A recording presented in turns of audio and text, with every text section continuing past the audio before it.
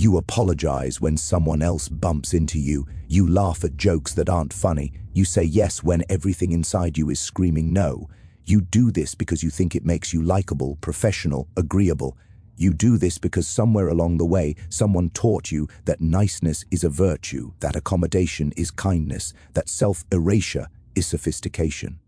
But here's what no one told you. The world doesn't reward niceness. It rewards respect. And respect and niceness are not the same currency. Watch what happens in any office, any social circle, any room where power is exchanged. The nice person gets overlooked. The nice person gets interrupted. The nice person stays late, takes on extra work, absorbs other people's stress, and somehow ends up feeling grateful for the opportunity to be useful.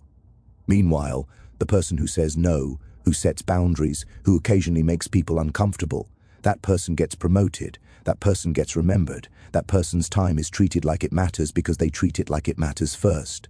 This isn't about being cruel. This isn't about becoming an asshole. This is about understanding that every interaction is a negotiation, every relationship is a power dynamic, and your habitual niceness is teaching people exactly how little you value yourself. Machiavelli understood this 5 centuries ago when he wrote that it's better to be feared than loved if you cannot be both. He wasn't advocating tyranny. He was observing a fundamental truth about human nature. People test boundaries, they push, they take, and they will continue taking until they meet resistance. Your niceness isn't kindness. It's conflict avoidance dressed up as virtue. It's a fear response you've learned to call politeness, and everyone around you can smell it. Let's talk about what you're actually doing wrong. Not the obvious things, not being a doormat or failing to stand up for yourself in dramatic moments. Those are symptoms.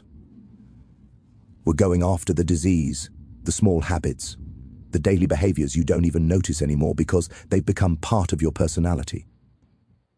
The things you think make you professional, likable, good. These are the 7 habits that are quietly destroying how people see you, and more importantly, how you see yourself. The first habit is reflexive apology. You say sorry constantly. Sorry for existing. Sorry for having needs. Sorry for taking up space. Someone asks you a question and you preface your answer with an apology. You send an email and open with sorry to bother you. You have a different opinion and you apologize before stating it. You've turned sorry into a verbal tick, a social lubricant, a way of making yourself smaller so others feel bigger. But here's what's actually happening in those moments. You're training everyone around you to see you as subordinate. You're broadcasting low status. You're teaching them that your presence is an imposition.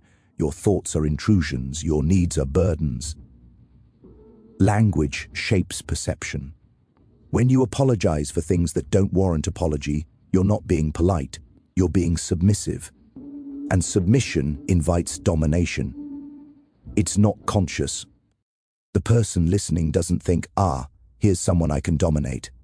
But something ancient and pre-verbal in their brain registers your posture, your tone, or your choice of words, and files you under not a threat. Once you're in that category, everything changes. Your ideas get dismissed more easily, your requests get deprioritized, your boundaries get tested because boundaries require enforcement, and you've already signaled you are not the enforcing type.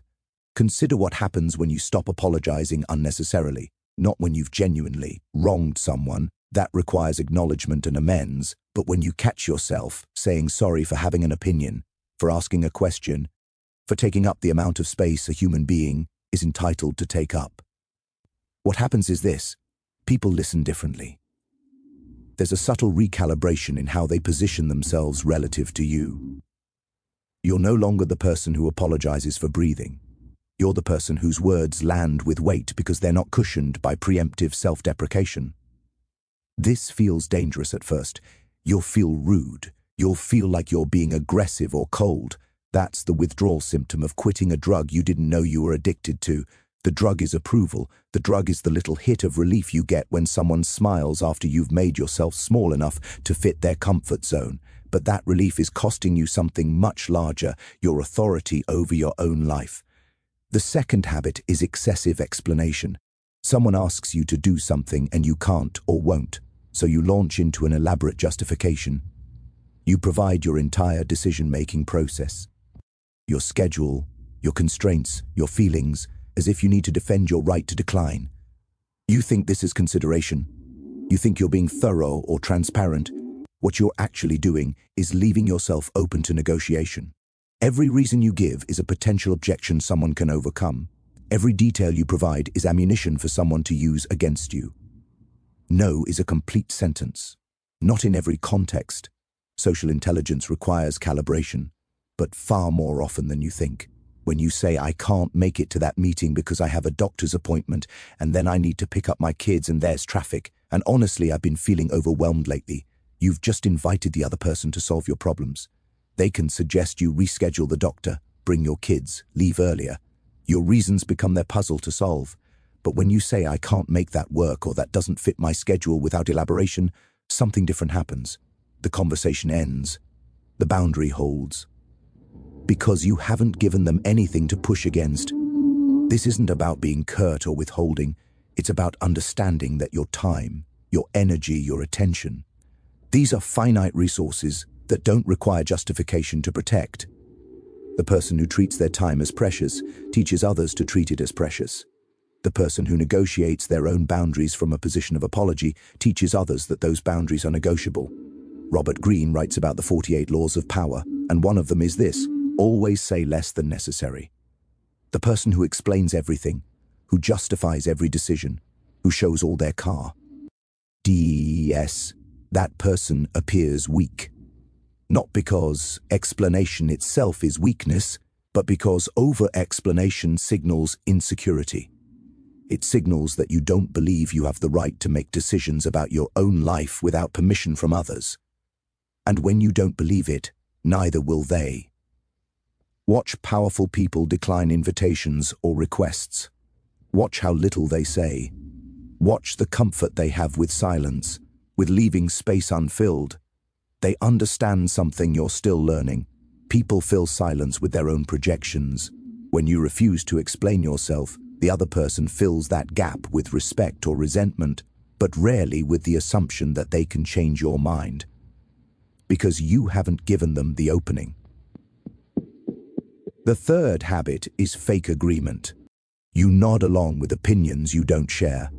You laugh at statements you find offensive.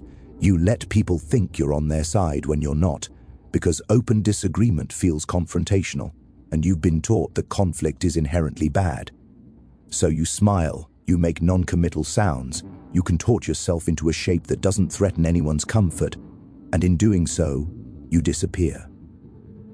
Here's the thing about fake agreement: it's detectable, not always consciously.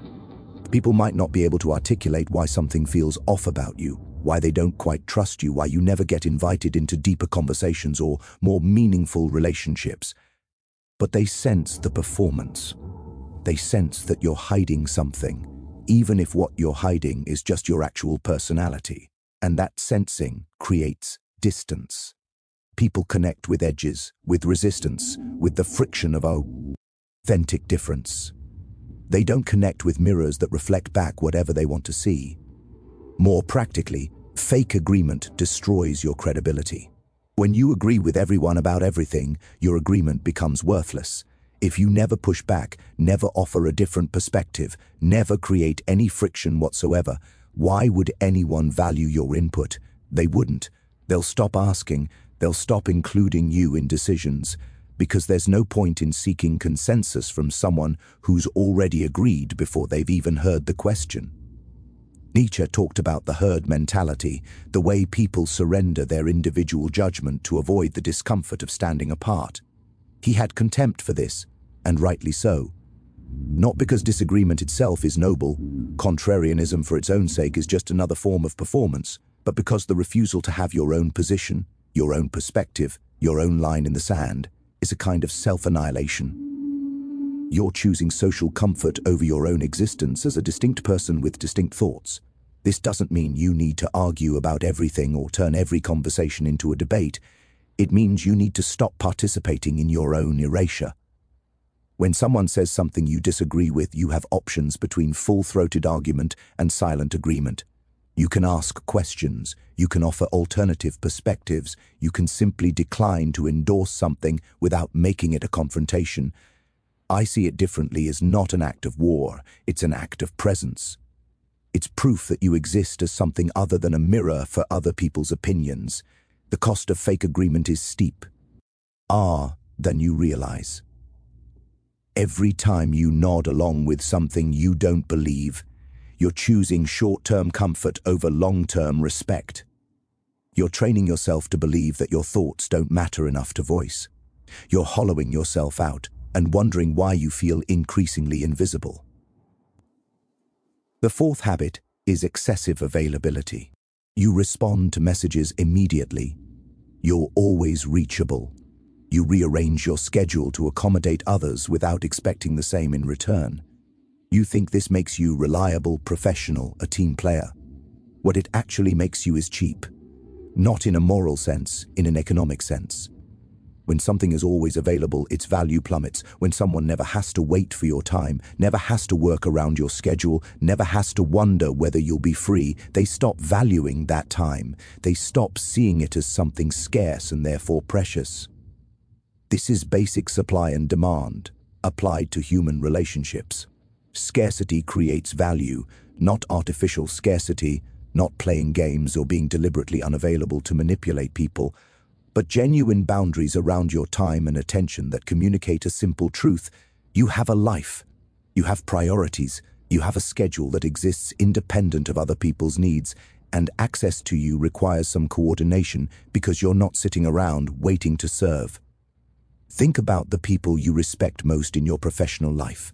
How quickly do they respond to non-urgent messages?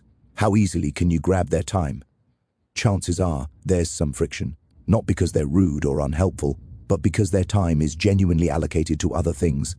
And that friction, that slight resistance, creates respect. It makes you value the time you do get with them because you know it's not infinite when you're always available. You're training people to expect instant access. And when expectations rise to meet your availability, you've created a trap for yourself. Now, any delay feels like a slight. Any boundary feels like rejection. You've turned your excessive availability into the baseline, and anything less feels like you're withholding. This is unsustainable. You're not a 24-hour customer service line. You're a person with limited time and energy, and treating yourself like you're infinitely accessible is teaching everyone around you to do the same. The solution isn't to become unreachable or to play power games with response times. It's to establish patterns that communicate your time has structure. It's to build in natural buffers where you're genuinely unavailable because you're focused on something else. It's to stop treating every ping on your phone like an emergency that requires immediate attention. Most things can wait, and the things that genuinely can't wait will be communicated as such. When you establish boundaries around your availability, something interesting happens. People start planning around you instead of expecting you to plan around them. They give you more notice. They respect your schedule. They treat your time as finite because you're treating it as finite first. This isn't manipulation. This is just accurately representing the reality of your capacity and letting people adjust their expectations accordingly. The fifth habit is taking responsibility for other people's emotions. Someone is upset, and you immediately scramble to fix it, apologize for it, absorb it, manage it, even when you had nothing to do with causing it. Someone is disappointed, and you treat their disappointment as your problem to solve. Someone is uncomfortable, and you contort yourself, trying to make them comfortable, sacrificing your own comfort in the process. You think this is empathy. You think this is emotional intelligence. What it actually is, codependence dressed up as care. Here's a hard truth. You are not responsible for other people's feelings. You're responsible for your behavior, for treating people with basic respect and decency, for not intentionally causing harm. But you're not responsible for managing everyone's emotional state. You can't be. It's not possible. Every person you encounter has a lifetime of experiences, triggers, insecurities and expectations that you didn't create and can't control. When you take on the job of managing all that, you're not being compassionate, You're being arrogant. You're assuming you have more power over their internal state than they do. This habit shows up in 1,000 small ways. You set a boundary and someone gets upset, so you immediately backtrack because their upset feels like your failure. You make a decision that's right for you, and someone else is disappointed, so you question your decision instead of letting them handle their disappointment. You exist in a way that doesn't meet someone's expectations, and instead of letting them adjust their expectations, you adjust yourself. Over and over, you make yourself smaller, quieter, more convenient, because someone else's emotional comfort feels like your responsibility, but emotional. Caretaking destroys relationships. Not slowly, quickly, because relationships between adults require both parties to be responsible for their own emotional regulation. When you take on someone else's emotions as your job, you've created a parent-child dynamic, and parent-child dynamics don't inspire respect or equality, they inspire resentment. The person you're caretaking resents you for the implied message that they can't handle their own feelings, and you resent them for the burden you've taken on voluntarily but secretly hoped they'd relieve you of. Jung talked about projection, the way we put our own shadow qualities onto others. When you compulsively manage other people's emotions, you're often projecting your own inability to tolerate difficult feelings. You can't sit with someone else's anger or disappointment because you can't sit with your own. So you fix, apologize, smooth over, accommodate, anything to make the discomfort stop. But discomfort is how growth happens. Discomfort is the signal that something needs to change. When you short-circuit that process for everyone around you, you rob them of the opportunity to develop their own emotional capacity. The alternative isn't coldness or indifference, it's trust. Trust that other people can handle their own feelings. Trust that someone can be disappointed with your decision and survive it. Trust that conflict can exist without relationship-ending disaster. Trust that people are more resilient than your constant caretaking suggests you believe they are. When you stop managing everyone's emotional weather, you give them the gift of being treated like capable adults, and you give yourself the gift of your own life back. The sixth habit is compulsive people-pleasing in the form of over-delivery. You don't just meet expectations, you exceed them. You don't just complete tasks, you add extra value that no one asked for. You stay late, you go the extra mile, you anticipate needs before they're expressed. You think this is excellence, you think this is how you demonstrate value and earn advancement. What you're actually doing is destroying your own boundaries while training others to expect your over-delivery as the baseline. Here's the mechanism. When you consistently deliver 120% when 100% was requested, you've now made 120% the expectation. Your exceptional becomes the standard. And now when you deliver actual 100%, which is what was asked for and what you're compensated for, it feels like underperformance. You've entered a bidding war with yourself where the price keeps rising and you keep paying it, hoping eventually someone will acknowledge the premium you're providing. But they won't, because from their perspective, you set the price. You established what normal looks like for you, and that normal just happens to include you sacrificing your time, your energy, your boundaries for no additional compensation or recognition. This is distinct from strategic over-delivery, the calculated decision to exceed expectations in specific contexts for specific outcomes. Strategic over-delivery is a negotiation tool. You provide extra value and explicitly tie it to advancement, compensation, or opportunity. But compulsive over-delivery is a fear response. You're giving away your premium capacity for free because you're afraid that meeting expectations won't be enough, that you'll be disposable, that your value is always one mistake away from evaporating. And here's the cruelest part: over-delivery doesn't protect you. When cuts come, when restructures happen, when someone needs to be let go, your habit of over-delivery doesn't save you. Because the person making that decision isn't tallying up all the extra hours you worked or the unsolicited value you provided. They're looking at politics, at relationships, at who makes their life easier in ways that matter to them. Your over-delivery just means you burned yourself out for nothing. The person who delivers solid 100% and then goes home has clear boundaries. They know their worth. They're not auditioning for their job every single day. And counterintuitively, that confidence reads as competence. They're not desperate. They're not proving anything. They're professionals who do professional work and then have lives. And that's actually more attractive to organizations than the person who has no life outside work because they're too busy volunteering for every extra task and staying late to perfect things no one will notice. You need to understand something fundamental. Your value is not determined by how much you give, it's determined by how much people need what you uniquely provide and how difficult you are to replace. Over-delivery doesn't make you harder to replace.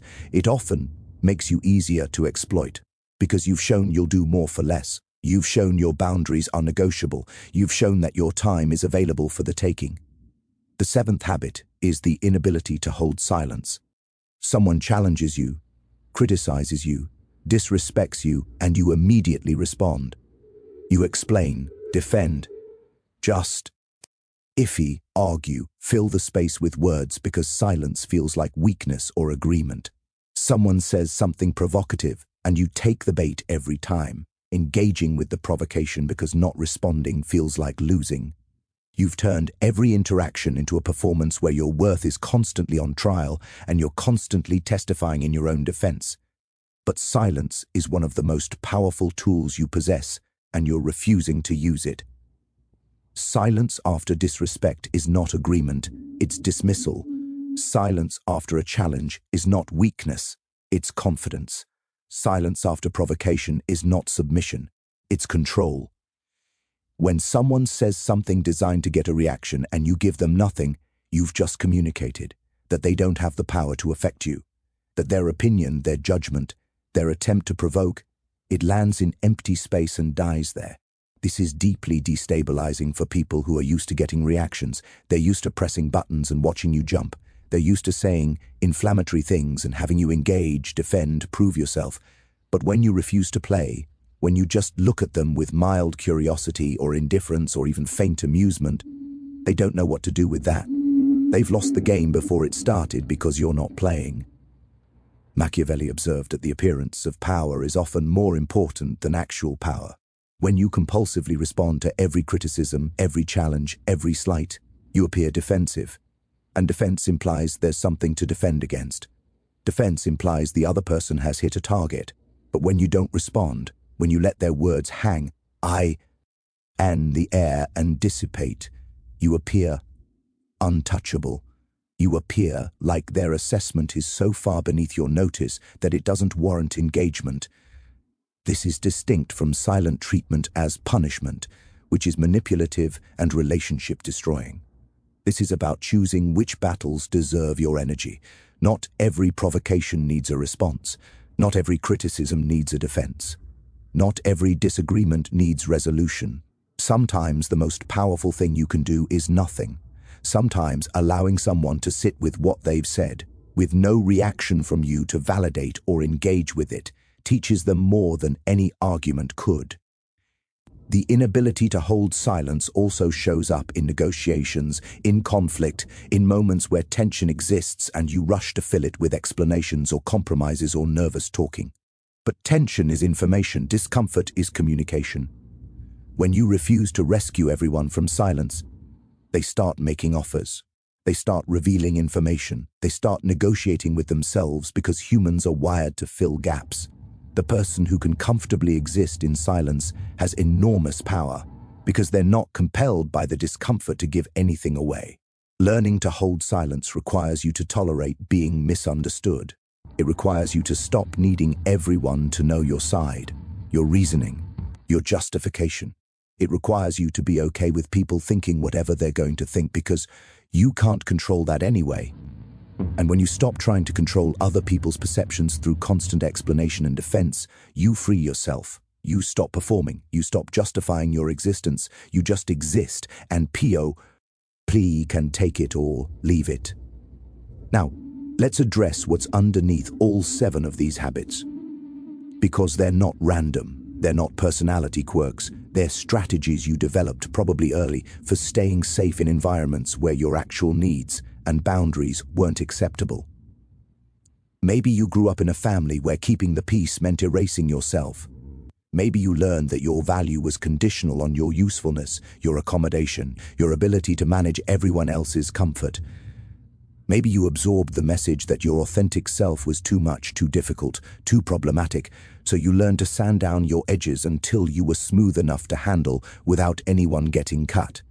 These habits served you once. They kept you safe, kept you connected, kept you from being rejected or abandoned or punished. But here's what happens with survival strategies. They outlive their usefulness. The context changes, but the strategy remains. And what protected you as a child or in a dysfunctional system is now destroying your adult relationships and professional prospects.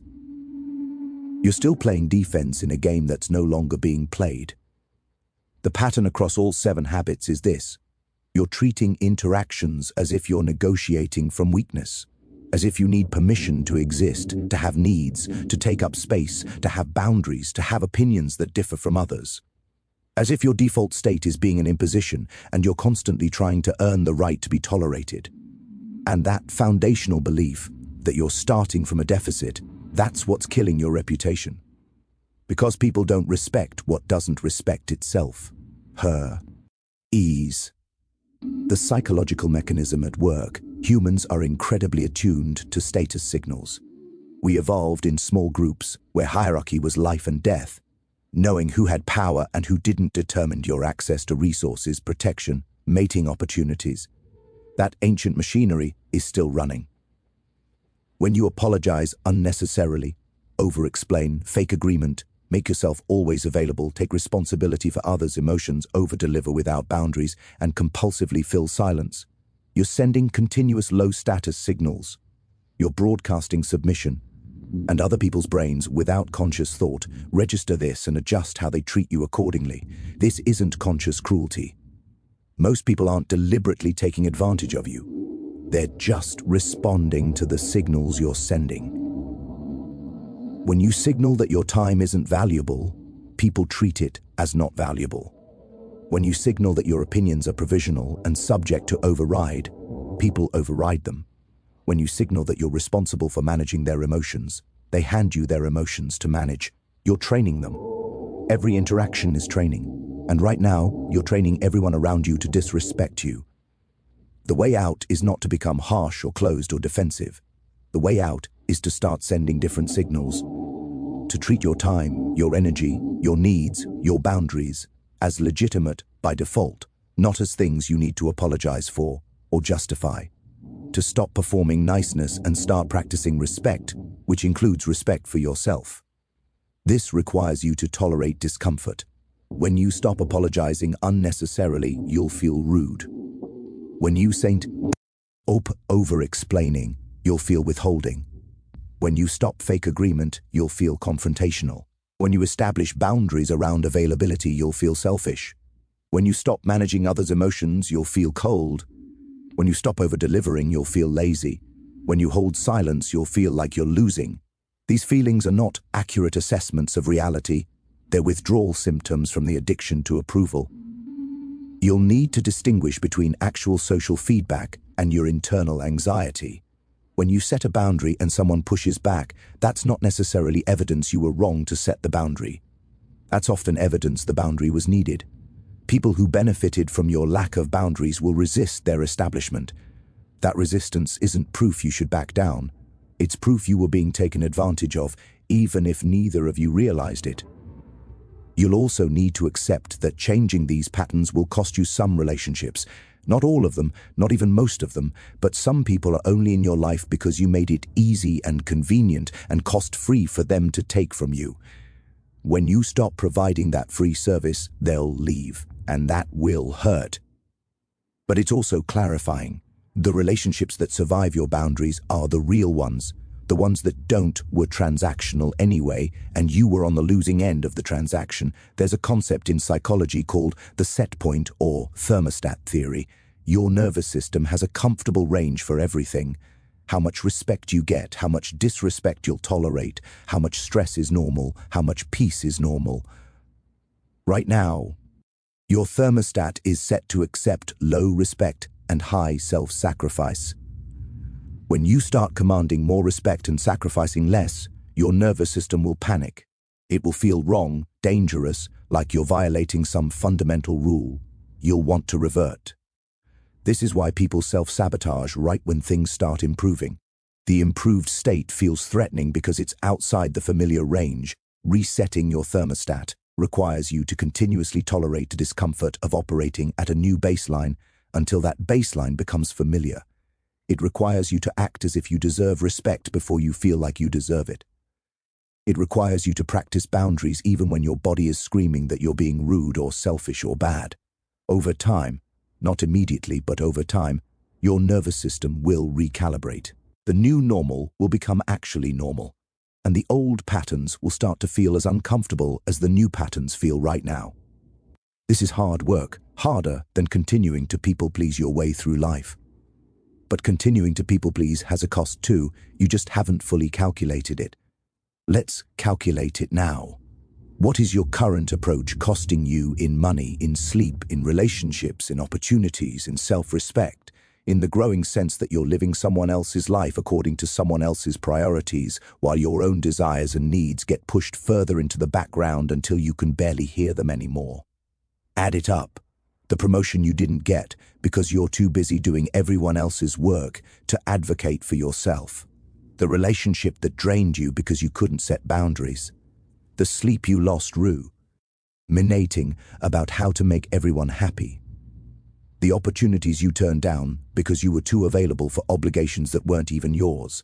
The growing resentment toward people you care about because you're giving more than you want to give but can't figure out how to stop. The sense of invisibility, of not mattering, of being fundamentally dispensable, that's the real cost. And it's not stable, it's compounding.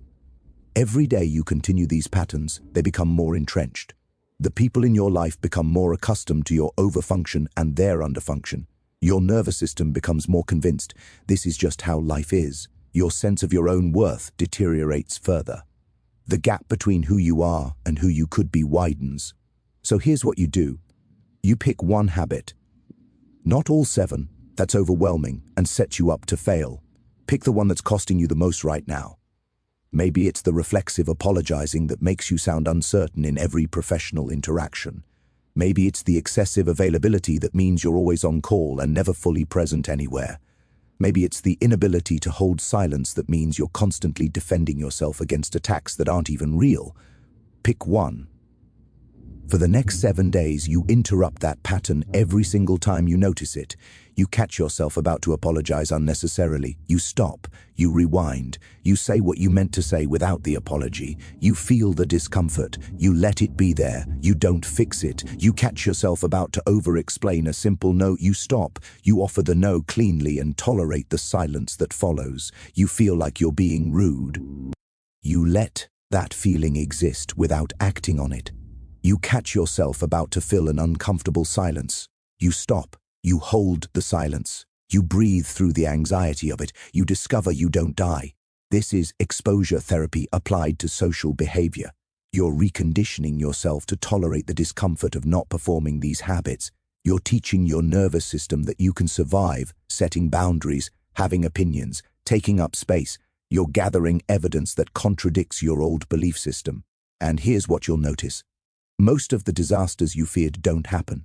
People don't explode. They don't abandon you. They don't reject you. They adjust. They recalibrate.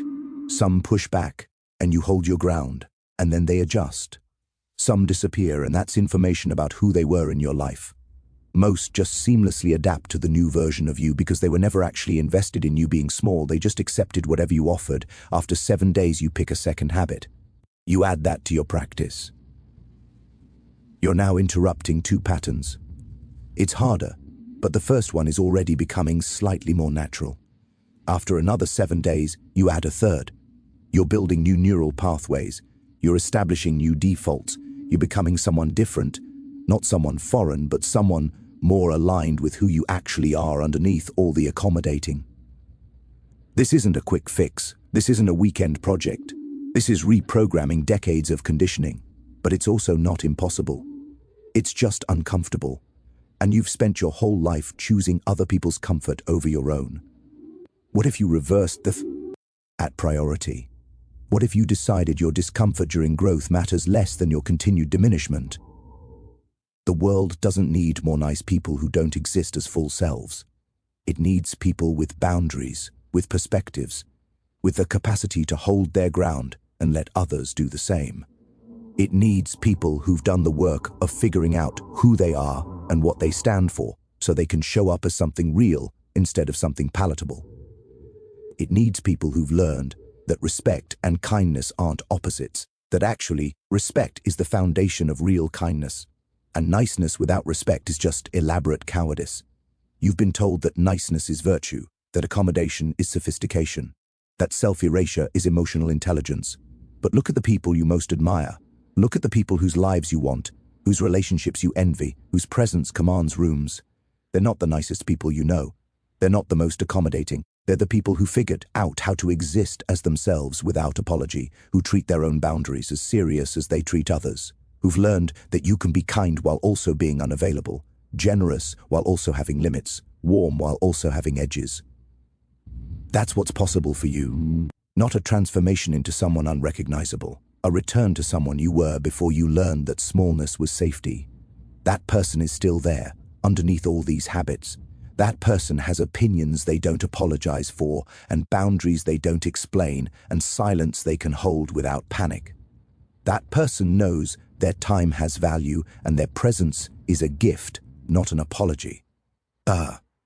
T-person doesn't perform niceness because they're too busy being real. The path to that person runs through discomfort, through catching yourself mid-habit and choosing differently, through tolerating the anxiety of not making everyone comfortable, through letting people be disappointed or confused or even angry without making it your job to fix, through treating yourself like you matter as much as everyone you're currently prioritizing above yourself. You can keep doing what you're doing. You can keep being nice, accommodating, available, apologetic. You can keep sacrificing yourself on the altar of other people's comfort and convenience. And in exchange, you'll keep getting exactly what you're getting now, being overlooked, interrupted, taken for granted, disrespected in ways both subtle and obvious. You'll keep feeling invisible while wondering why no one sees you, not realizing that you've spent so much energy making yourself invisible that you've succeeded. Or you can stop. You can interrupt the pattern. You can start sending different signals. You can discover that the disaster you feared never comes, and what comes instead is space. Space to exist, space to breathe, space to figure out who you actually are when you're not performing palatable. The choice is yours, but choosing to stay where you are is still choosing. Inaction is action. Continuing these habits is a decision you're making every day, not consciously, but making nonetheless. And every day you make that decision is a day you're trading away a version of your life where you matter, where your needs count, where your presence commands respect, not because you've earned it through excessive service, but because you've claimed it through quiet, persistent self-regard.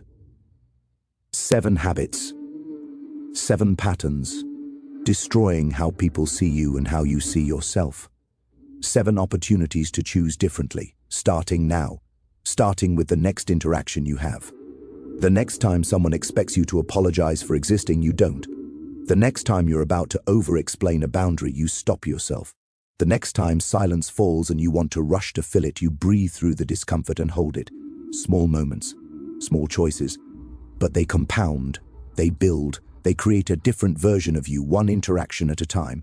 And a year from now, if you make these choices consistently, you'll look back and barely recognize the person you are today. You'll wonder how you tolerated living so small, speaking so carefully, giving so much for so little return. That future version of you already exists as a possibility. They're waiting for you to take the first step. They're patient, but they won't wait forever. Every day you delay is a day they get further away, harder to reach, more like a fantasy than a real option. So make the choice, pick the habit, start today. Stop apologizing for breathing. Stop explaining why you matter. Stop performing niceness. I hope someone will finally grant you the respect you're not granting yourself, Become the person who commands respect by embodying it first. Become unavailable to disrespect because you're too busy respecting yourself. Become dangerous in the sense that you know who you are and you're no longer negotiable. That's the person on the other side of these habits. That's who you're sacrificing every time you choose politeness over presence. That's who's waiting for you to stop performing and start existing. The choice is yours. It's always been yours.